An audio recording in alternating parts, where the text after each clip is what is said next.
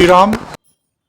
आज मैं आपके सम्मुख राहु के गोचर परिवर्तन को लेकर के उपस्थित हुआ हूं।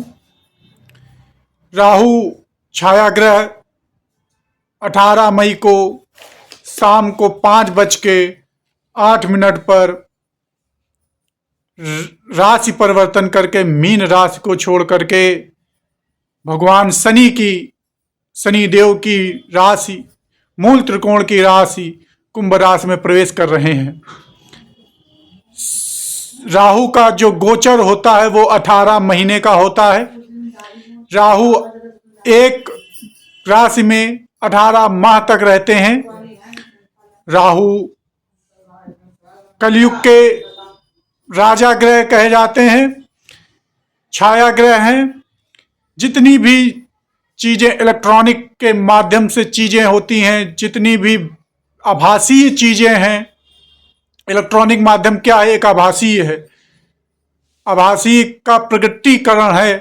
तो उसी प्रकार से जितनी भी इलेक्ट्रॉनिक चीजें होती हैं, और आज वर्तमान में कंप्यूटर से लेकर के मोबाइल से लेकर के हर चीज इलेक्ट्रॉनिक्स पे डिपेंड है।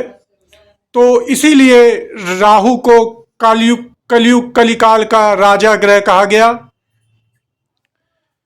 कि व्यक्ति का जीवन आज पूरी तरीके से इलेक्ट्रॉनिक चीजों पर, आभासी चीजों के प्रकटीकरण पे निर्भर हो चुका है। तो राहु का महत्व अब हमारे जीवन में बहुत ही अधिक हो चुका है। राहु अपने मित्र ग्रह शनि के मूल त्रिकोण की राशि कुंभ राशि में जा रहे हैं, और यह वायु तत्व की राशि है। कुंभ राशि शनि देव की वायु तत्व की राशि है, और शनि देव भी वायु तत्व प्रधानता के ग्रह हैं, और राहु भी वायु तत्व के ग्रह हैं। शनि के ग्रह की राशि में जाने से राहु अत्यंत स्वच्छंदता से अपने परिणामों को देने के लिए स्वतंत्र होंगे। जिस पर वो कृपा करेंगे उसकी झोली भर देंगे। अधिकतर लगभग सभी राशियों के लिए यह गोचर जिस भाव में भी होगा वह लाभ ही देगा, और इस लाभ से आप जिन जातकों की 7.5 और ढैया लग रही है 29 मार्च से, उन्हें राहत मिलेगी। इसको कहा जाए तो राहु भगवान या राहु देव, राहु ग्रह सभी के लिए एक राहत लेकर के आ रहे हैं। कड़ी धूप में छांव लेकर के आ रहे हैं।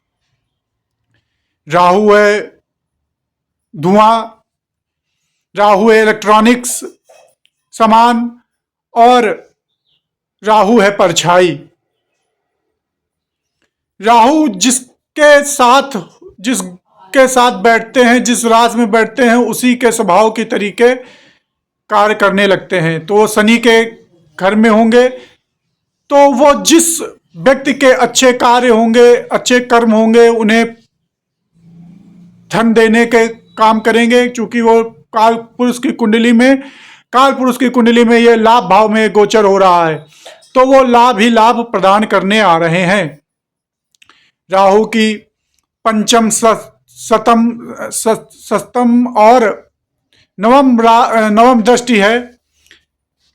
इन दृष्टियों का भी प्रभाव बढ़िया रहेगा। जहां पर पंचम दृष्टि पड़ेगी वहां से व्यक्तियों को इलेक्ट्रॉनिक संबंधी ज्ञान वर्धन में रुचि लगेगी। उस संबंधी आप अदृश्य शक्तियों के ज्ञान अर्जन, तंत्र क्रियाओं का अर्जन, आध्यात्म की गूढ़ रहस्यों के अर्जन की तरफ आपकी रुचि बढ़ेगी।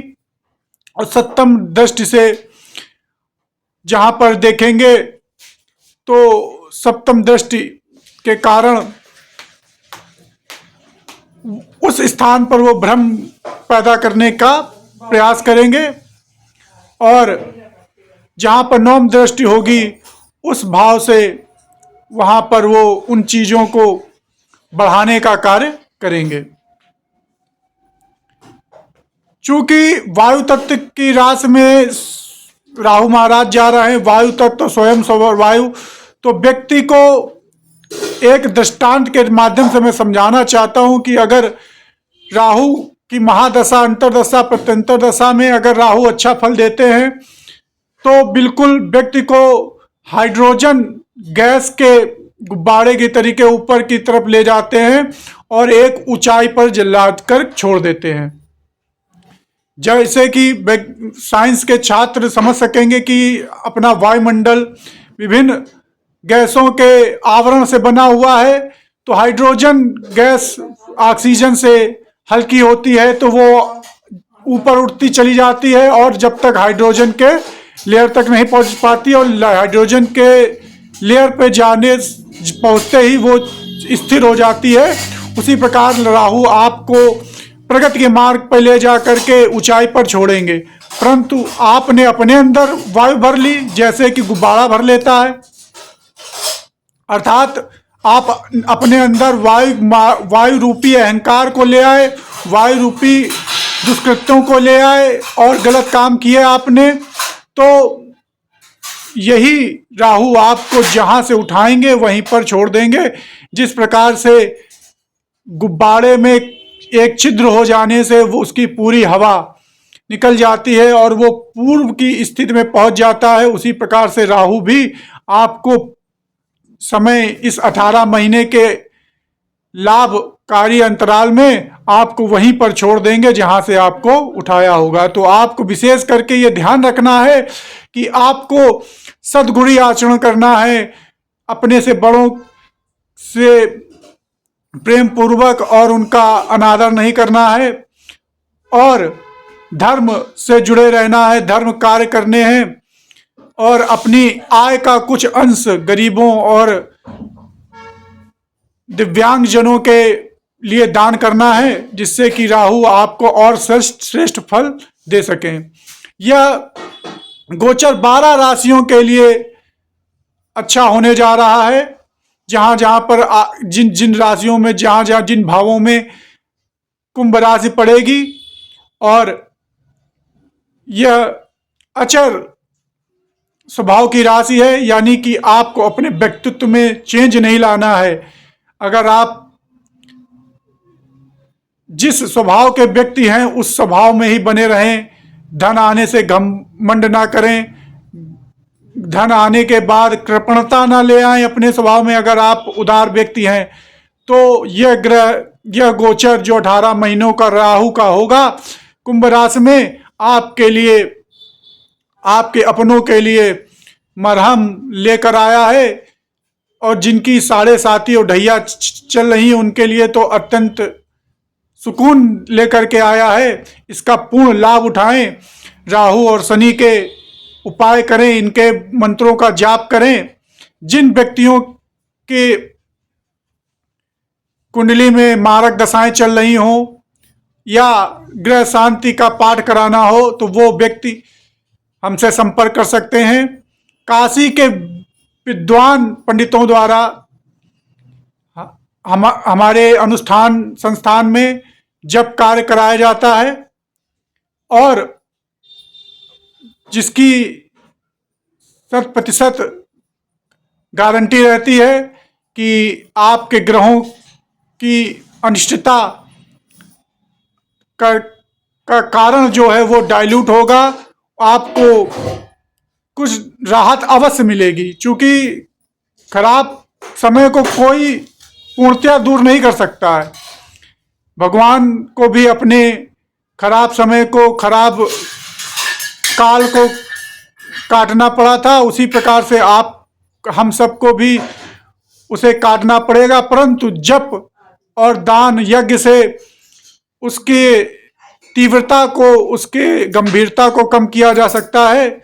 इसलिए जिन जातकों के साढ़े साथी या ढैया चल रहा है और जिनके मारक दशाएं चल रही हैं, उन्हें अपनी जन्म कुंडली की डेट ऑफ बर्थ वगैरह डिटेल हमारे कमेंट बॉक्स में डाल दें और मैं उनको देख करके आपको बताऊंगा कि आपको किस ग्रह की शांति और जप दान कराना है, जिससे कि आपको